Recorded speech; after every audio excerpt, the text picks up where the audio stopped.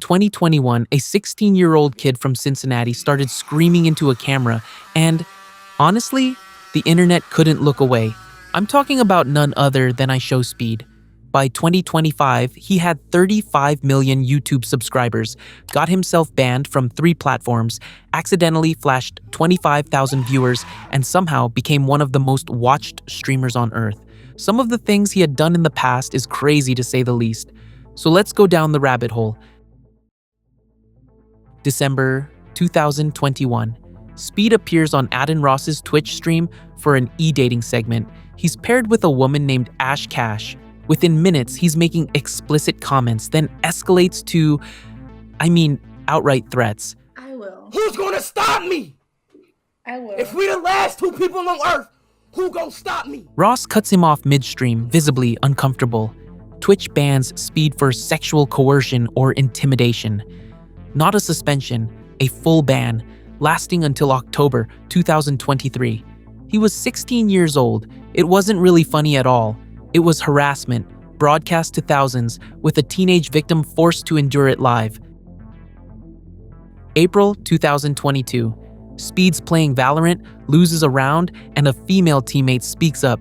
He snaps, "Get off the effing game and do your husband's dishes." Riot Games doesn't issue a warning.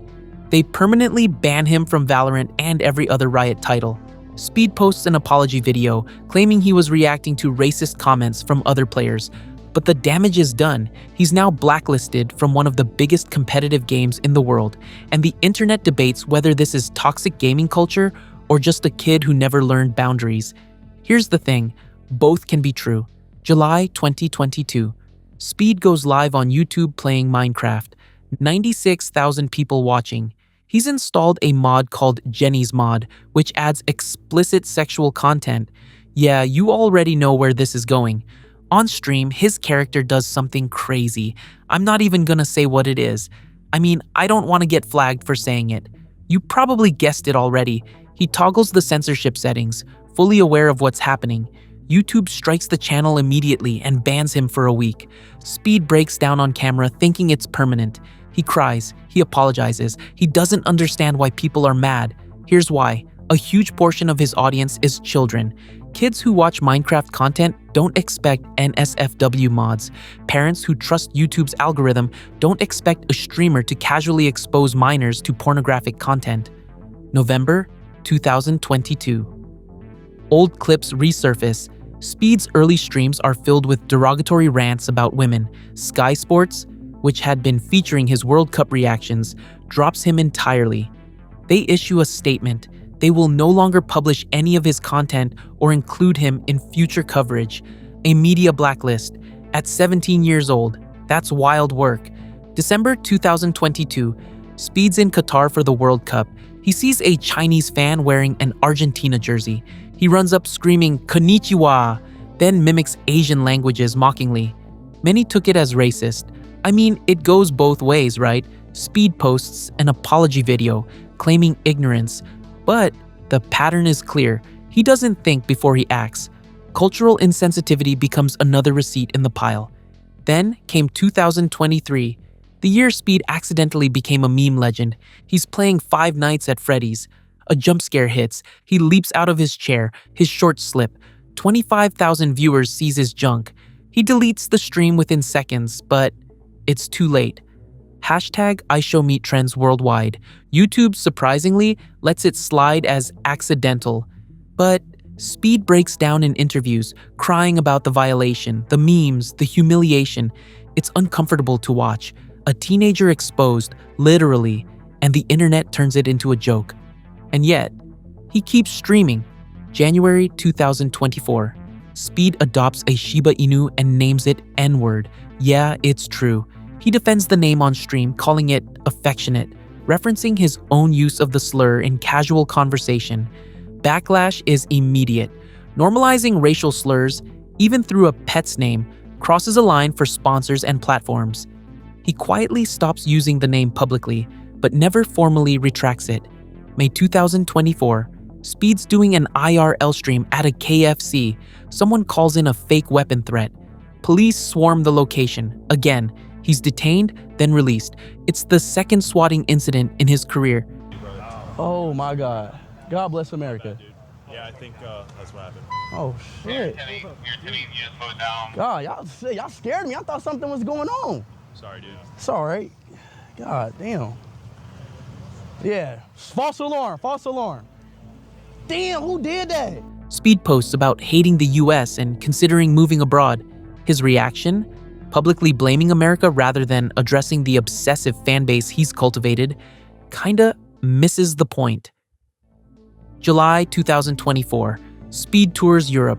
Latvia pays him 30,000 euros to visit as part of a tourism campaign.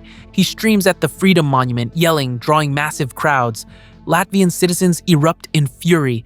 Taxpayer money funded a streamer whose antics disrupted public space and disrespected a national symbol. Speed moves on to the next country. The outrage fades, but the precedent is set. He's a walking controversy, and governments are paying for it. Across his tour, the fan mobs get worse. In Norway, he's punched by a fan. In Malaysia, fans smash his camera equipment. In Sweden, police shut down his stream due to crowd size. Those were borderline riots, man. Speed's fans worship him in a way that's obsessive, chaotic, and sometimes dangerous. I don't know if I can name someone else who have such a crazy fan base. He feeds it, he thrives on it, but he also cries about it when it turns on him. Here's the thing. Speed didn't stumble into fame. He engineered it. Every scream, every ban, every scandal became content. Platforms punished him, sponsors dropped him, media blacklisted him, and his audience grew anyway. By 2025, he's averaging millions of views per stream, pulling numbers that rival traditional sports broadcasts. He's interviewed Cristiano Ronaldo. He's partnered with Mr. Beast. He's headlined tours across continents. The kid who got banned from Twitch at 16 is now one of the most watched creators alive. But here's what the metrics don't show. Speed never learned boundaries because the algorithm rewarded him for not having them. Every time he crossed a line, his views spiked. Every time he apologized, his subscriber count climbed. The internet wanted chaos, and Speed delivered. But chaos isn't sustainable. You can't harass women, expose minors to explicit content, and normalize slurs without consequence. The bans were consequences. The backlash was a consequence. But the fame? That was the consequence too. Speed's career is basically a case study in platform incentives gone wrong. YouTube, Twitch, and TikTok all claim to have community guidelines, but enforcement is inconsistent, reactive, and often too late. Speed violated terms of service repeatedly and still built a multi-million-dollar career. That's not just on him.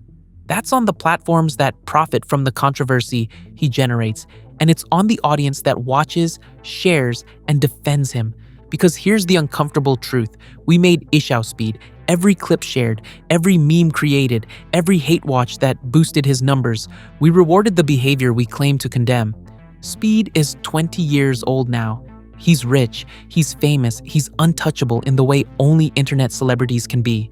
But he's also trapped in a persona that requires constant escalation, trapped by a fan base that expects chaos, trapped by an industry that profits from his mistakes. The early bans were warnings. The apologies were empty because the behavior never changed. Speed didn't mature because he didn't have to. The system let him fail upward. So what's the lesson here? It's not that Speed is uniquely terrible, it's that the infrastructure of online fame is broken. Platforms prioritize engagement over ethics. Audiences prioritize entertainment over accountability. And creators, especially young ones, learn that controversy pays better than consistency. Speed's story isn't over. Maybe he'll grow up. Maybe he'll crash out. But right now, he's proof that you can burn every bridge, violate every norm, and still win.